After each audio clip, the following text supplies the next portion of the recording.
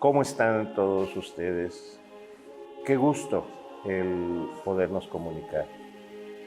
Este 12 de marzo de 2022 se cumple el centenario, 100 años de la fundación de la Hermandad Espiritual de las Religiosas Hijas de María Inmaculada de Guadalupe.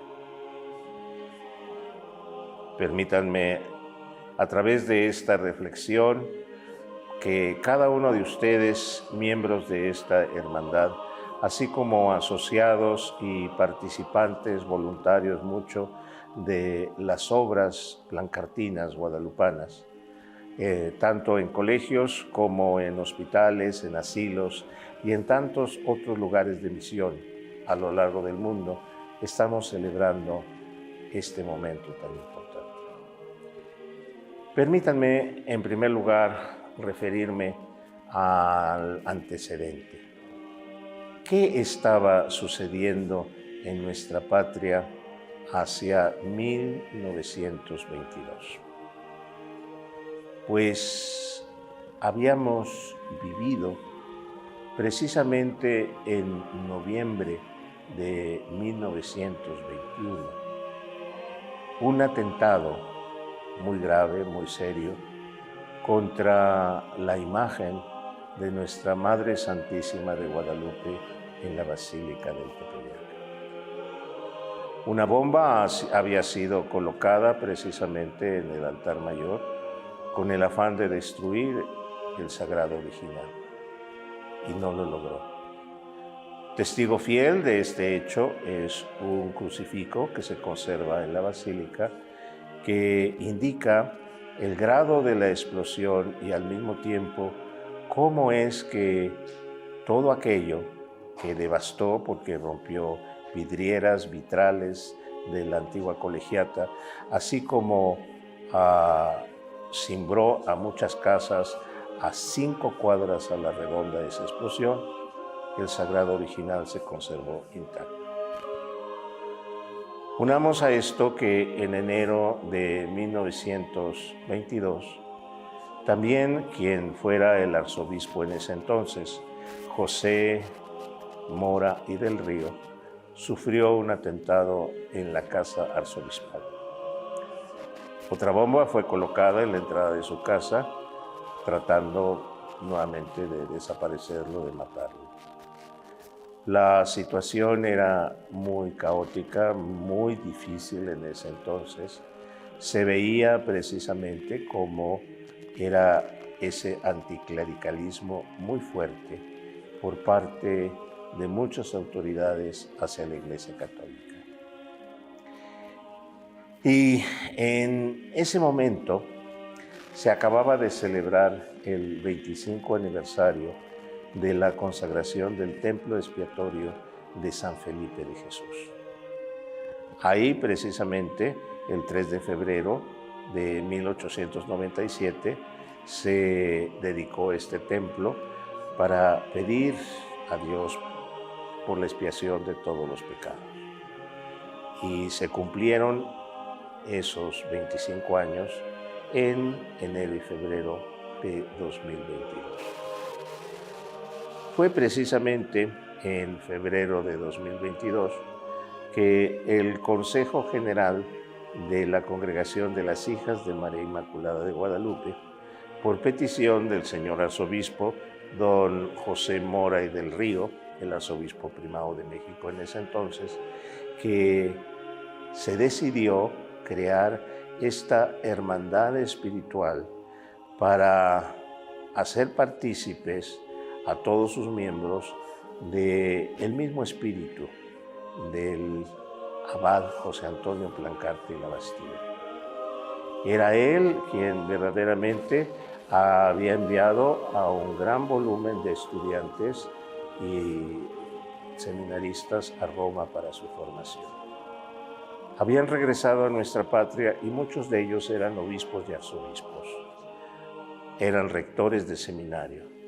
Ocupaban un lugar y un puesto clave en la formación religiosa, así como también la promoción de la mujer en ese entonces, del cual se hablaba muy poco, precisamente el padre José Antonio Plancarte lo había difundido mucho.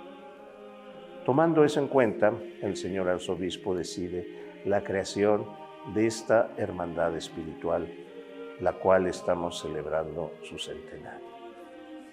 Aprobado por el Consejo General de las Hijas de María Inmaculada de Guadalupe, pues los principales arzobispos de México fueron los primeros que ingresaron. El primero de ellos fue José de Mora y del Río, arzobispo primado de México, Leopoldo Ruiz y Flores, arzobispo de Morelia, Francisco Orozco Jiménez, arzobispo de Guadalajara, Gerardo Anaya Díez de Bonilla, obispo de Chiapas, Manuel Fulqueri Pietrasanta, obispo de Cuernavaca, Ignacio Valdespino, obispo de Aguascalientes, Vicente Castellanos, obispo de Tulancingo, Leopoldo Lara, obispo de Tacámbaro, y Francisco Mendoza, obispo de Durango. Casi la inmensa mayoría de estos nombres, que no son conocidos, fueron precisamente alumnos del venerable padre, el abad José Antonio Plancarte y Labastida, y ahora ocupaban precisamente sus cargos.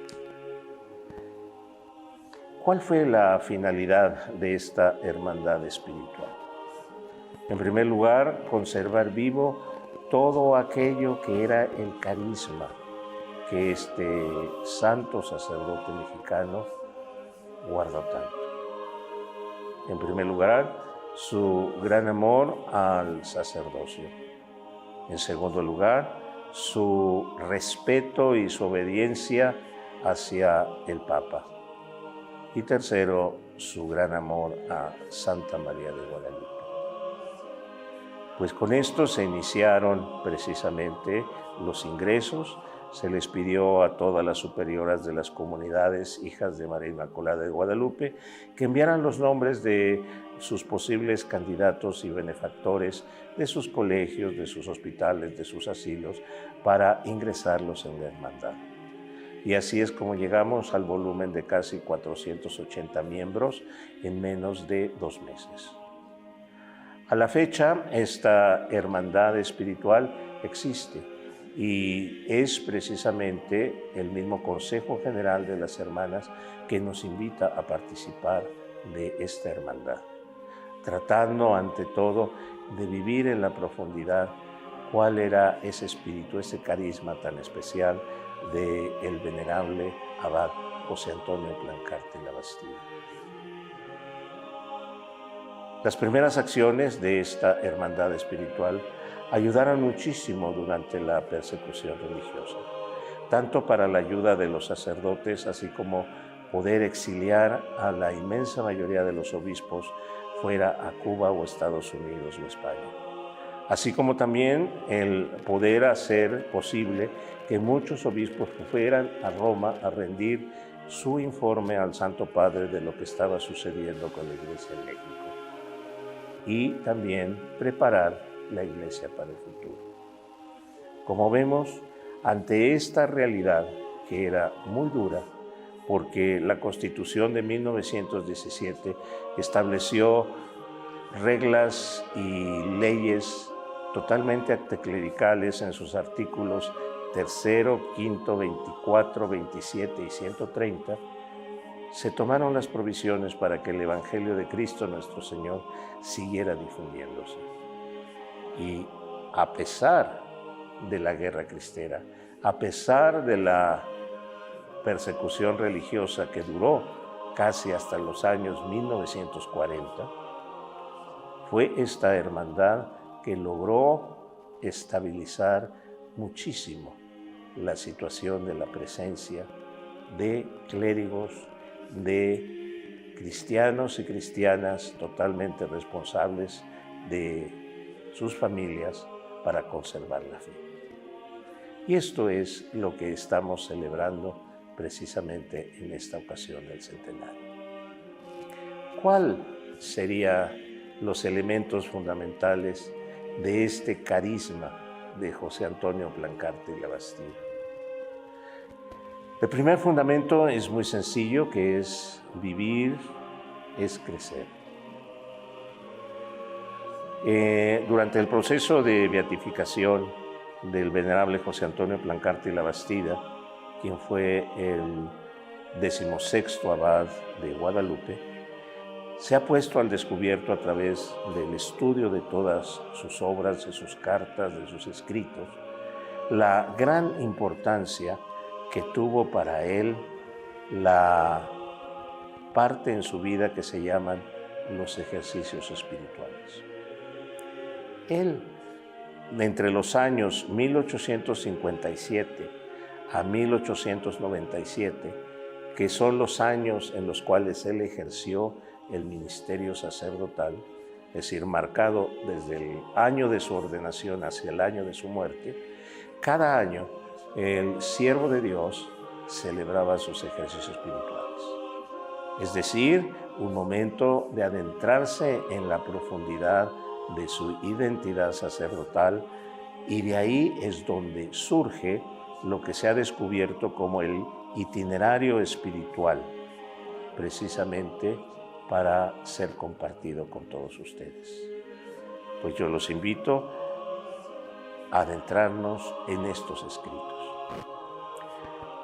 En 1877, don Antonio escribía: debemos tener continuamente presente ante los ojos y tenerlo presente en todos los trabajos, cómo precisamente debo seguir el ejemplo de Cristo, retirándome a un lugar solitario de oración donde imite y estudie a mi Jesús. Y ahí es precisamente cómo él propone un crecimiento. ¿De dónde nace esta realidad? En su formación primera, cuando fue a la Universidad de Escott, en Inglaterra, cuando él era muy joven, él recibió los fundamentos de una nueva pedagogía. Es decir, programas que verdaderamente crearan esa vivencia de crecer. Y él lo aplica a crecer en la fe.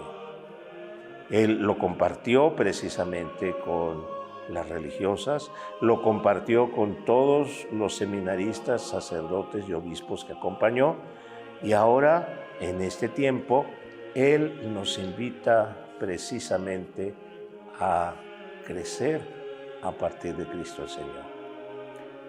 Hay una frase muy importante que él la condensa en un escrito de los ejercicios de 1872. Y nos dice: Jesús nació dándonos ejemplo de su humildad, su pobreza y penitencia. Yo debo imitar esas tres virtudes de mi Señor y los invito a hacer lo mismo. Pues tomando eso, adentrémonos cómo ese crecimiento se puede dar. El segundo elemento que nos propone don José Antonio es crecer a partir de la palabra de Dios. Hay un dato muy importante en la vida de José Antonio. Él, recién ordenado, realiza una peregrinación, y se puede decir una vivencia profunda del Evangelio en Tierra Santa. Y de hecho, en la noche del 29 de abril de 1883, durante su peregrinación a Tierra Santa y arrodillado frente a la piedra del Calvario en la Basílica del Santo Sepulcro de Jerusalén, él, tomando la pasión de Cristo contenida en los Evangelios, escribió como conclusión a ese momento tan importante en su vida: seguiré caminando por el desierto con valor y confianza. Creo que para todos ustedes en la hermandad, estas dos palabras significan mucho: valor y confianza. Sí, pero él lo fundamenta, seguir en ese caminar por el desierto, en esa experiencia profunda del crecer a partir de la palabra de Dios, de la palabra revelada, de una confianza filial profunda en la vivencia de la palabra de Dios. Concluye José Antonio ahí junto al Santo Sepulcro. Reconozco, Señor, tu bondad e infinita misericordia para conmigo. Consumad la grande obra que habíais iniciado en mí. Y es confiando en la palabra de Dios que Él se compromete a cumplir la obra de Dios, que era la educación. La educación de la niñez, de la juventud, la educación de los sacerdotes, la vivencia profunda del sacerdocio de Cristo en una sociedad que empezaba a despreciar la fe y la Iglesia. Un tercer elemento que nos propone el venerable José Antonio Plancarte y Labastida es crecer, sí, de la palabra de Dios y crecer precisamente en la caridad fraterna. Y este es un elemento muy importante para nosotros en la hermandad espiritual. ¿Qué nos dice José Antonio al respecto de eso? En 1888, en el diario de sus ejercicios espirituales, escribió: la experiencia me enseña que Dios lo dispone todo para mi mayor bien. Esto es muy importante. ¿A qué se refiere él? El terrible padecimiento de Jacona, en el cual procuré hacerme indiferente, me atrajo los copiosísimos frutos que estoy cosechando en México. Se refería precisamente a todos los obstáculos que tuvo para la fundación de los primeros colegios. ¿Por qué? Porque era inconcebible fundar un colegio para formar a niñas y jóvenes mexicanas y darles una pedagogía nueva. Ellas eran el centro de la familia mexicana y del sostén de la fe. Opositores tuvo mucho. Y continúa José Antonio: la formidable guerra de los opositores a la coronación del Tepeyac sirvió para que comprendiera por completo la reforma de la colegiata, y así ha sucedido en todos mis males y persecuciones. Seguiré, pues, con empeño las obras del Señor. Constantemente en los escritos de José Antonio Plancarte encontramos eso, esa firmísima voluntad de seguir adelante, no importando los obstáculos. Y esto es de suma importancia en la actualidad. Nada más pensemos por un momento. Para las instituciones guadalupanas plancartinas, que en este momento son verdaderamente perseguidas por las nuevas ideologías. Ante esas preocupaciones, ¿qué vamos a hacer?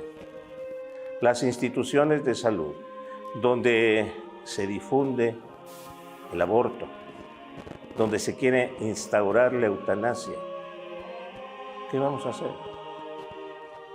Son situaciones inquietantes que aparecen incluso ya en una normativa legal. ¿Qué haría José Antonio y cómo vería nuestra sociedad hoy? Ante esta realidad, él siempre buscó la voluntad de Dios que iba a seguir. Como podemos ver con estos elementos, este itinerario espiritual de José Antonio Plancarte nos lleva a una madurez en la fe, que es lo que necesitamos ante las realidades. Y así lo vivió siempre. Indudablemente que tuvo una situación sociopolítica muy difícil en su tiempo. Muchísimos enemigos y muchas oposiciones. Pero él siempre encontró como clave en los momentos de su vida buscar la voluntad de Dios y cumplirla con una fidelidad generosa. Él escribía casi al final de su vida diciendo: propongo tratar de conformarme todo a la voluntad de Dios. En manos de Dios entregarme totalmente a la voluntad de Cristo y poner los medios para hacerla. Estoy resuelto a ser ministro tuyo porque creo que esta es tu voluntad. Estoy pronto a obedeceos en todo, cueste lo que costare. Manda, Señor, y serás prontamente obedecido. Habla, Señor, y tu siervo escucha. Pronto debo escuchar tu voz y deseo hacer en todo tu voluntad. Así es como debemos nosotros avanzar en nuestras vidas, teniendo siempre en ese objetivo el cumplir la voluntad de Dios. Y finalmente podemos ir ya concluyendo. El padre José Antonio Plancarte vivió en la profundidad esa voluntad de Dios, pero en el amor, en la caridad. Y lo escribía así: el amor exige comunicación de bienes entre amantes. Tú me has dado todo cuanto te poseo. Te amo, Señor, con todo mi corazón, con todas mis fuerzas, con toda mi alma. Quiero ser todo tuyo, verdaderamente tuyo. Solo tuyo y probártelo con mis obras más que con mis palabras. Acepta mis deseos, bendice mis propósitos, consérvame en tu gracia. Amén. Y así es como vemos, muy queridos miembros de la Hermandad Espiritual, la vida sacerdotal de don José Antonio Plancarte y la Bastilla. Es una cruz, sí, de renuncias, de enfermedades, de tribulaciones, de incomprensiones, de calumnias, pero al mismo tiempo de alabanza para cumplir la voluntad de Dios en su vida. Y en todo esto, verdaderamente, bajo la mirada de María Santísima. Y esto no se nos debe olvidar nunca en nuestra vida y en nuestra pertenencia a la hermandad. Ahí, con ese gran amor mariano que José Antonio Plancarte tuvo, de siempre confiarse bajo el amparo de Nuestra Señora, así cada uno de nosotros debemos avanzar. Él escribía casi en víspera de su muerte: Madre mía Santísima, en vuestras purísimas manos me pongo para que me hagáis fiel imitador de vuestra pureza y humildad. María, mi Madre, me ayudará a salvarme. Me entrego en tus brazos, Madre mía, sálvame. Madre mía, no desampares a tu hijo Antonio. Y sus últimas palabras serán precisamente en abril de 1898, una invocación a María. Me encomiendo a la Santísima Virgen de Guadalupe, Madre mía. Pues bien, son pinceladas que surgen precisamente de los escritos titulados Ejercicios Espirituales del siervo de Dios José Antonio Plancarte y la Bastida, un documento importantísimo para su proceso de beatificación, que todos tenemos acceso a los documentos plenos, pero que ahora nos toca ponerlo en nuestras vidas, para dar ese testimonio de ello en las realidades que nos toca y en las responsabilidades que han sido confiadas a nosotros. Indudablemente que ustedes, como sacerdotes o como casados, como padres de familia, como miembros de una familia, como participantes en una institución, en un colegio, en un asilo, en un hospital, ante todo esto nos sirva para celebrar los 100 años de este testimonio silencioso de muchísimos y muchísimas cristianos y cristianas que han sabido tomar de este santo sacerdote mexicano su carisma, que es vivir para crecer en la fe. Los invito a seguir profundizando en su fe, y a seguir dando un testimonio vivo todos los días, especialmente en los pequeños detalles, en lo más insignificante que hagas cada día, como lo haría José Antonio Plancarte La Bastida.